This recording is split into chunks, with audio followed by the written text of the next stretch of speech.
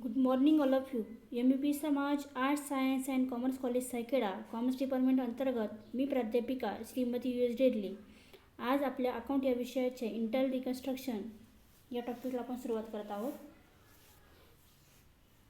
Internal रिकन्स्ट्रक्शनची जी theory आहे मी तुम्हाला ती टेलिग्राम चॅनलवरती पाठवलेली आहे आणि उद्या आपण इंटरनल रिकन्स्ट्रक्शनची थिअरी बघणार आहोत.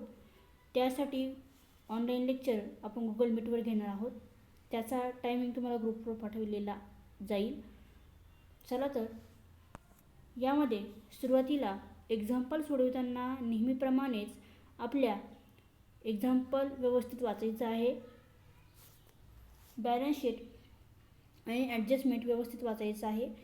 त्यानंतर तुम्हाला ज्या मी इंटरेस्ट करायला लावलेल्या आहेत त्या व्यवस्थित करायच्या आहे आणि मग एक्झाम्पल सोडवायचं आहे.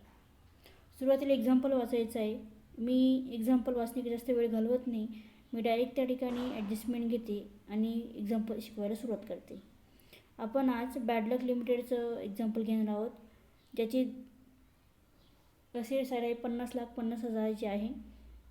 ज्याच्यामध्ये लायबिलिटी साईड तुम्हाला दिली आहे आणि असेट साईड दिलेली आहे. लायबिलिटीमध्ये तुम्हाला प्रेफरन्स शेअर दिलेली आहेत, इक्विटी शेअर दिलेले आहेत, प्रीमियम दिले आणि क्रेडिटर दिलेत आणि असेट साईडला तुम्हाला सगळे असेट दिलेले आहेत. चला तर पहिली ॲडजस्टमेंट बघा.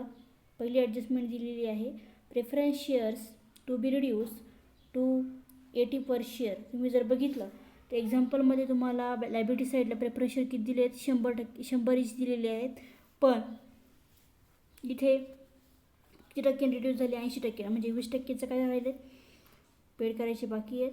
त्यानंतर इक्विटी शेअर पण सेम दिले आहेत, रिड्यूस किती नाही 5 पर शेअर रिड्यूस झालेले आहेत. ॲक्च्युली किती आहे 10 दिलेली आहेत. त्यानंतर तिसरी ॲडजस्टमेंट आहे written off all intangible asset and share premium amount. त्यानंतर चौथी ॲडजस्टमेंट आहे freehold property to be written off down 18,50,000. चला तर एक्झाम्पलकडे जाऊया. बघा तर पहिली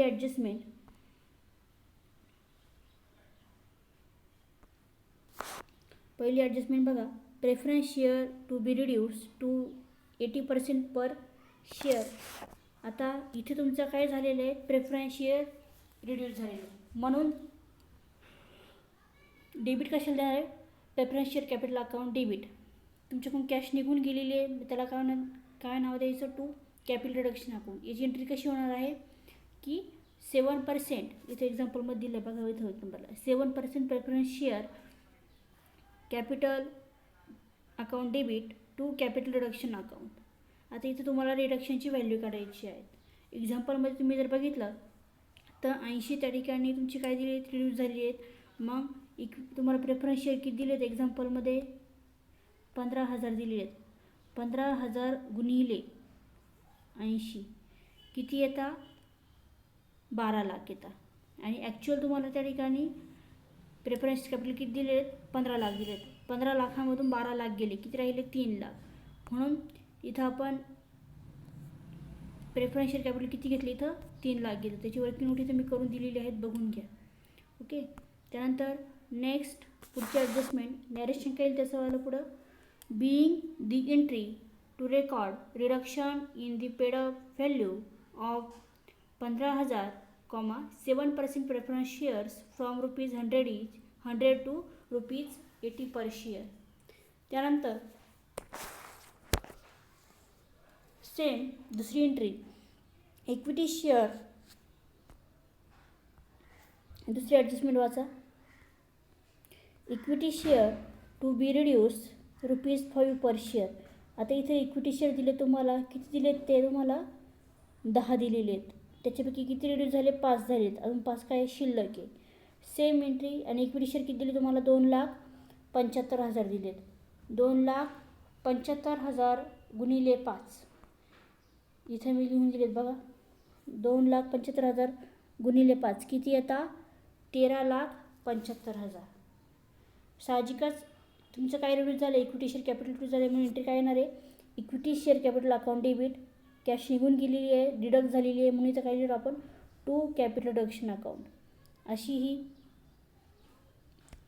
ही तुमची एंट्री आहे. पुन्हा एकदा लक्ष द्या.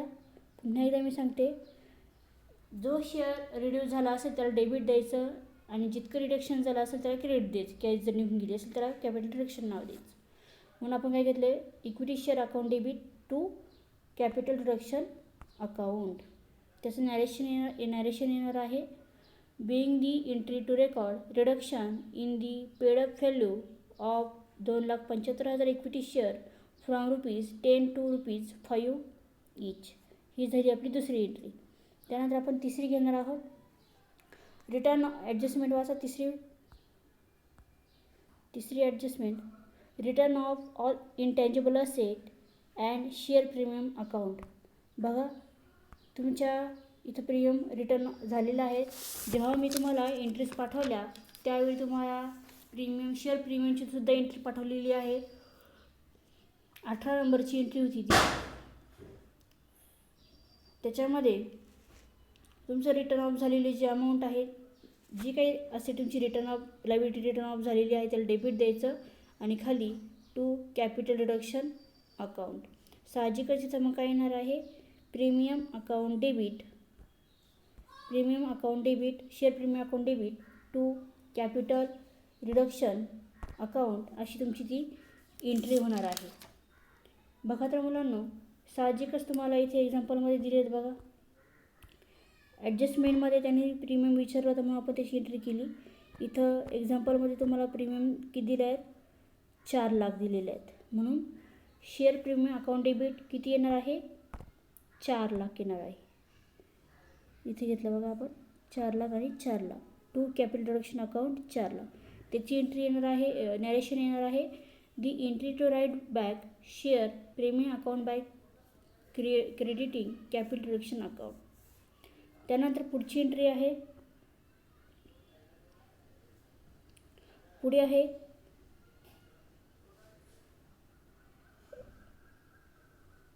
आता ही झाली आपली प्रीमियमची एंट्री झाली. ओके, अजून आपल्याला इंटँजिबल असेट काय आहेत, रिटर्न ऑफ करायचे आहेत.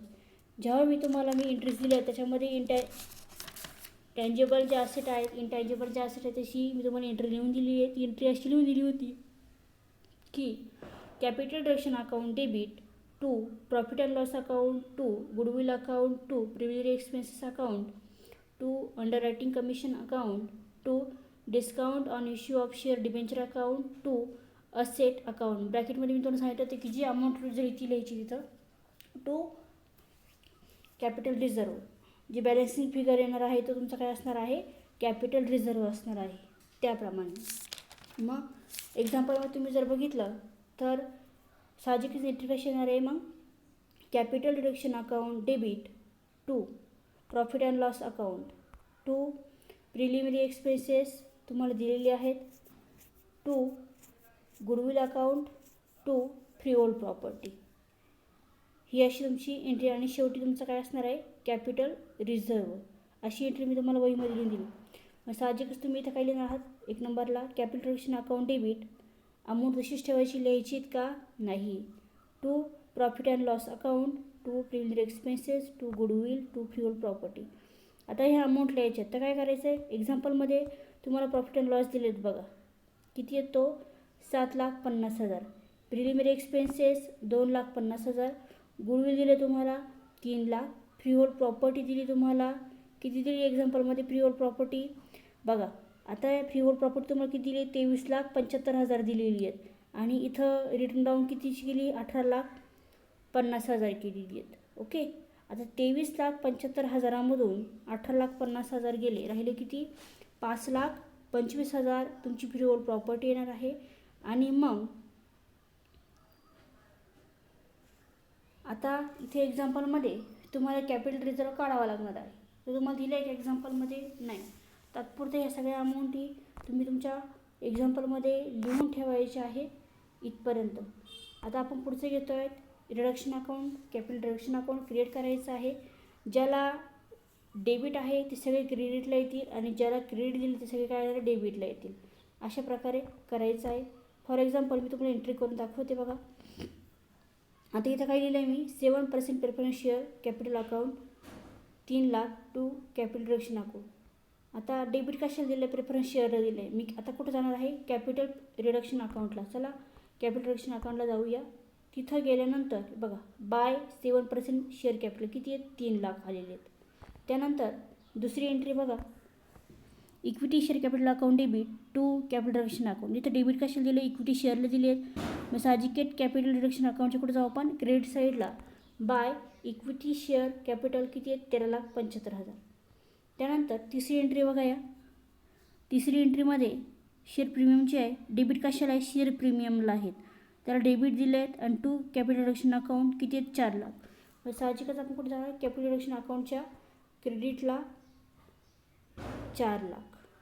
आता रिव्हर्स जसं सेम आता आपल्याला रिटर्न ऑफची entry intangible asset written off capital reduction अकाउंटच्या डेबिट साईडला प्रॉफिट अँड लॉस अकाउंट.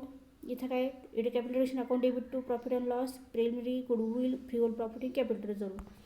साहजिकच मग इथं काय नाही to fuel P and loss account to preliminary expenses to goodwill account to fuel property आणि मग कॅपिटल रिझर्व आपल्याला काढायचं आहे. आता इथं जर दोघांची जर टोटल जर केली तर तुमच्या एक लक्षात येणार आहे की क्रेडिट साईड ही कशी आहे तुलनेनं जास्त आहे. ती किती आहे क्रेडिट साईड 20,75,000. मग 20,75,000मधून डेबिट साईड गेली तर किती शिल्लक राहता तुमचा 25,000 शिल्लक राहता. हा तुमचा काय निघाला 2,50,000 हा तुमचा कॅपिटल रिझर्व निघाला. ओके हा कुठं ट्रान्सफर करायचा आपल्याला इथे ट्रान्सफर करायचं आहे. तुमचा कॅपिटल रिझर्व किती आला 2,50,000. आता हा कॅपिटल रिझर्व एक प्रकारची तुमची काय लायबिलिटी आहे. बॅलन्स शीटला ट्रान्सफर करता कुठे पाठवणार आहात तुम्ही लायबिलिटी साईडला पाठवणार आहात. चला आपण बॅलन्स शीट तयार करूया. बॅलन्स शीट तयार करताना रिवाइज बॅलन्स शीट बॅड लक लिमिटेडचं नाव द्यायचं आहे. डेट टाकायची आहे liability side rupees asset side rupees अशा व्यवस्थित सर्व असेट लिहून घ्यायचे आहेत. आता एक्झाम्पलमध्ये ॲडजस्टमेंटनुसार तुमची जे कॅपिटल हे झालं रिटर्न 80% झालेले आहेत. मग साहजिकच त्या ठिकाणी तुमचं जे शेअर कॅपिटल आहे ते किती येणार आहे इक्विटी शेअरचं तर 15,000 प्रेफरन्स शेअर रुपीज 80 इच. मग 15,000 गुणिले 80 किती येतात 12 लाख येतात. सेम कंडिशन इक्विटी शेअरची 2,75,000च आहे. रिड्यूस कितीने झाले 5ने झालेले म्हणून इथे किती घेतले 13,75,000 घेतले. तुम्ही आत्ता कॅपिटल रिडक्शन अकाउंटला कॅपिटल रिझर्व काढला तो किती आला 2,50,000 आला. सिंडिकेटरचं कुठली ॲडजस्टमेंट केली नाही त्यामुळे बॅलन्स शीटमध्ये दिलेल्या ॲडजस्टप्रमाणे आपण सिंडिकेटर्स घेतले. किती दिले त्यांनी ते 4 लाख दिलेले आहेत म्हणून आपण इथे किती घेतले 4 लाख घेतलेले आहेत. त्यानंतर पुढे आहे asset side. Free hold property तुम्हाला ॲडजस्टमेंटमध्ये जी अमाऊंट रिटर्न डाऊन झाली ती घ्यायची आहे बुक व्हॅल्यू घ्यायची नाही. ती किती free hold property 18,50,000. Plan and machinery 8 lakh दिली बुक व्हॅल्यू घ्यायची आहे. स्टॉक 3,50,000 आणि डेटर्स 22,50,000. रिटर्न ऑफ झालेल्या कुठल्याही प्रकारची असेट घ्यायची नाही. दोघांची बेरीज करायची आहे.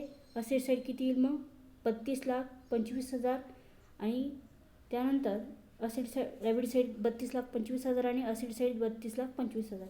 दोन्ही साईड जर बरोबर आल्या तुमचं एक्झाम्पल कसं आहे बरोबर आहे. जर टॅली होत नसेल तर तुमचं उदाहरण कसं चुकलेलं आहे. त्यासाठी तुम्हाला एंट्रीज माहीत पाहिजे तर तुम्ही करून बघा आणि प्रॅक्टिस करायची एक्झाम्पलची. पुढच्या लेक्चरला मी पुढचं एक्झाम्पल पाठवते. इथं मी थांबते. थँक्यू.